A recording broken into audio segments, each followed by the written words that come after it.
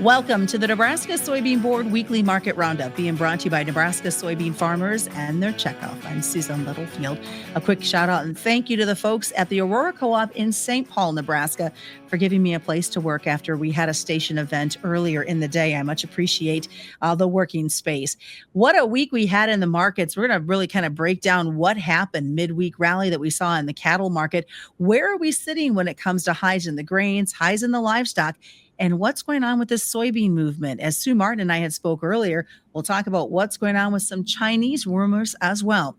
Stick around, more's coming up after this. Meet the champions of innovation in the heart of Nebraska. They're not just farmers, and they nurture more than just crops, pushing boundaries and turning challenges into opportunities. They trade knowledge and know-how, and their dedication doesn't end at harvest. It's in your every bite and every drive. The future of food, fuel, and fiber, and the future of Nebraska starts right here. And welcome back once again. As you can see, joining us, Sue Martin. She is with Ag and Investment out of Clarion, Iowa, and Kyle Bumsted joining us as well. Kyle is on the road this week, as I am as well. Just to start out, in a nutshell, what a week. This was one of those weeks where if you looked away from the screen, things changed pretty darn quick. Sue, we'll start with you. Kind of what was your overall takeaway of this week's crazy market trends? Well, it seemed like we just sort of at first moved with whatever was coming out of President Trump's mouth. And then we turned around and the news sort of muted out because he gave Mexico a little more time. I give kudos to Reuters. They were right on it early on, and it was back and forth. No, it's not. Yes, it is, and it ended up they were right. But I would have to say, when I look at the market this week, first off, corn made higher highs for the week. It closed higher, but at the lower end of its range. And I'm wondering if we are going to see a little more push to the lower side next week. What about for you, Kyle, as you look at the overall trends? What was your one big takeaway? One big takeaway for me was the movement in the live and the feeder cattle. As we saw at Tuesday's close here, of course, that's the day they pull the data for the CFTC reports. Tuesday to Tuesday, feeder cattle lost $10.62 and live cattle lost $8.62. And there's also headlines out there about this new D1.1 bird flu out in Nevada, and the USDA finally confirmed it midweek. And it kind of makes you wonder if that headline hadn't been leaked earlier on, as we saw some selling take place before that. So let's talk this soybean movement, Sue, because I think soybeans were the one that was really leading the market on a Friday trade. And as you and I had talked earlier, there was a lot of talk of another phase one with China, with some rumors kind of floating amongst the truths there. Well, there is. And of course, I think that when it's all said and done, President Trump will, I think Xi will say to Trump, let's do the phase one. We never finished it. How can China go to WTO and complain when they never fulfilled their agreement originally? But on the same token, they were in lockdown for 3 years, so they couldn't. And in the meantime, I also think that when you look at this soybean market, Sinograin has been buying beans this week from Argentina, and it's thought that they bought a couple more cargoes here today. So we'll see. But all in all, when I look at the bean market, I think that the bean oil has got a story still yet to come. We need some news out of the Trump administration as to how they're going to treat 45Z, what the RINs are going to be, and the whole program, what they're going to have. And as yet, we're still on hold with that. But I think the bean market, I hate to say this, I'm friendly beans, and I don't think we'll see a 9 in front of beans. We talked about that earlier, and I said you're not going to make some soybean farmers happy with the hope of some higher numbers. But as we look overall, Kyle, I mean, we had some volatility. We had some 3-month highs happening in the grains. We had some 6-month highs happening within the cattle complex. What are your thoughts on all of that? It's a very good question, Susan. I'd like to pick up where Sue left off there with South America. We are coming into South American harvest here, both Brazil and Argentina. So keep your eyes on the spreads out there, folks. The March, May, the May, July spreads, those are kind of telling us how the commercials are reacting to South America's harvest. Also, Sue did a great job on the macro picture, and I'm in agreement with her as far as some stability here in this bean market, because we've seen these spreads go from bearish levels of carry back to neutral levels of carry. So not saying it's extremely bullish yet, but there is some sort of foundation that looks like it's been building here in the spreads the last couple of weeks, going from the bearish levels of carry that we've seen here to somewhat neutral levels of carry. Now, the only thing that has really not picked up has been the local basis, and I think that's what farmers really need to keep an eye on. If that local basis starts to improve, then the story could unfold a little bit quicker in soybeans.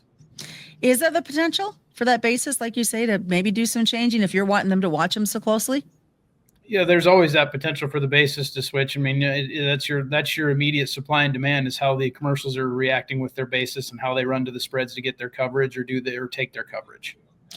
So what about Mexico and GMOs? We know that this has been something that USMCA said, hey, you need to follow the rules. And now finally this week, Mexico said, okay, fine, we'll start accepting again.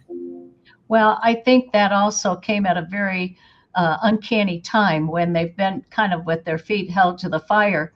But when I look at corn, I think that the fact that they're going to accept the GMO corn for industrial feed and human consumption, I think that we have to keep in mind Mexico, one, they've been in drought conditions for a while, and they still have some. And the other situation is, where do they go to get corn? The U.S. is the best location, and a lot of it's railed in.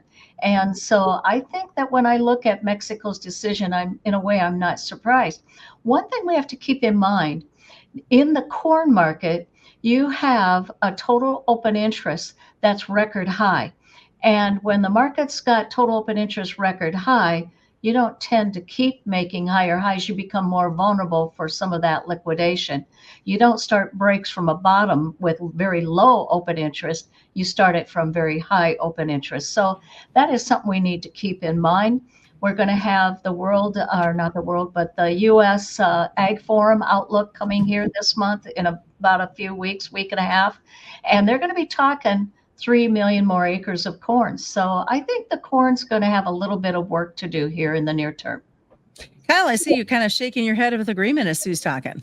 Yeah, I'd have to agree with that. A lot of folks are really going to turn up the talk on this December corn versus November bean spread and the buying of acres that just happens in the spring. But if we look at it, we've seen that spread consistently lose ground and favor corn acres since last September. When you start tracking that, when there starts to get more volume out there in those deferred contracts, that spread's running about a 2.2789, somewhere in there. And if it was a 2.4 or better, it would favor soybeans. But right now it favors corn. And when you're making phone calls out in the country right now asking guys what's going on, well, we're getting ready to plant corn because, well, corn pays the bills. And right now we're sitting here right after the first week of February.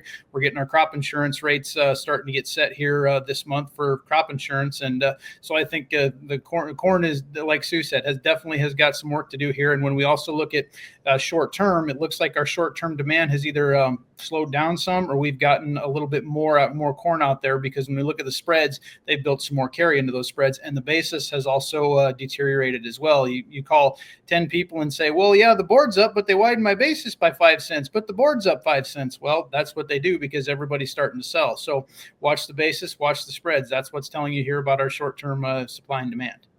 Midweek, Kyle, you and I were talking about what caught many people by surprise was that 500 head of cattle that moved across the border. They were waiting in the pens.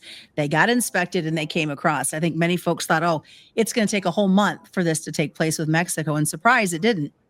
That's correct. And 500 head, yes, it's not a lot, but it says that we're moving forward, and there's more cattle that are backed up here to come in. I know several folks down there in the Southern Plains that get source cattle out of Mexico that have cattle ready to come across. Now, like I said earlier, we saw the feeder cattle down $10.62 Tuesday to Tuesday. For the week, we are seeing feeder cattle down $10.82 on the March feeder cattle contract. Live cattle for the week, Friday to Friday, we were down $5.52. So we saw a little bit of open interest come out. Not a lot, but as Sue mentioned in corn, open interest is extremely high in corn, and open interest is high in the cattle market too. And we have to have somebody come up here and buy this thing in order to push us into new highs. So we've gotten all this open interest accumulated in this cattle contract, and who's left to buy it up here at the highs? So that's what I'm looking at as well. And we saw feeder cattle cash soften up here this week as well. We saw the deferred live cattle contracts soften up as well. And I think that that's going to get interesting moving forward, as we saw cash in some instances in Northwest Iowa last night. We were trading fats at 320 on a dress basis, where last week we were trading them at 330 to 332 on a dress basis in that area. So we did see the cash market erode in the north and the south this week on a live and a dress basis. Sue, do you think there's some fear that, there's always that talk about up the escalator, down the elevator? Are we starting to go down the elevator a little bit on this cattle market, or is it just a little blip and we might see it pop back up once again? Well, I think what's happening in the cattle market is that we're in we've priced ourselves. The Packer's done a good job of managing things, but his profitability is getting pretty tight now. And so he's going to work the cash market down. I look for the market, and it's also seasonal in February, to see the beef market maybe soften a little bit. I look for the market to have a weaker tone. Doesn't have to be just another elevator shaft, but working its way south. We get into March, stick a low, and then we rally into April is what I'm looking for. And finally, as we get ready to wrap up this week's show, I wanted each of you kind of give me your nugget. What are we going to be looking for Sunday night into Monday's trade? Kyle, I'll start with you. Sunday night into Monday, I'm going to be watching headlines here over the weekend that come out for any new forms of bird flu or anything like that that's going to affect the cattle on the open. And as I tell a lot of folks, be careful what you do on Sunday nights, because what you do on Sunday nights, you may regret by Monday's close. So sometimes the best thing to do, I've said this before and I'll say it again, just shut the market off on Sunday night. Let's look at it Monday, because the only really true number that matters is the close. All right, Sue, for you? Well, I had to laugh because he started off with what I was going to say too, because it seems like anymore everything is just flying through the media these days. But I would have to say also, keep in mind the corn market. From what we're hearing, 80% of the old crop corn has moved into the commercial's hands, be it at the elevator or the ethanol plants. And that's another reason our basis is falling like it is. Well, wonderful. Thank you, Sue. Thank you, Kyle, for joining us this week with the Nebraska Soybean Board Weekly Market Roundup. Of course, a quick reminder, information on the show is provided for educational purposes and not intended to influence legislation, government policy, or action. And that's the Nebraska Soybean Board Weekly Market Roundup. Another reminder, commodity futures and options do involve a substantial risk of loss, not suitable to all investors. And that's the Nebraska Soybean Board Weekly Market Roundup.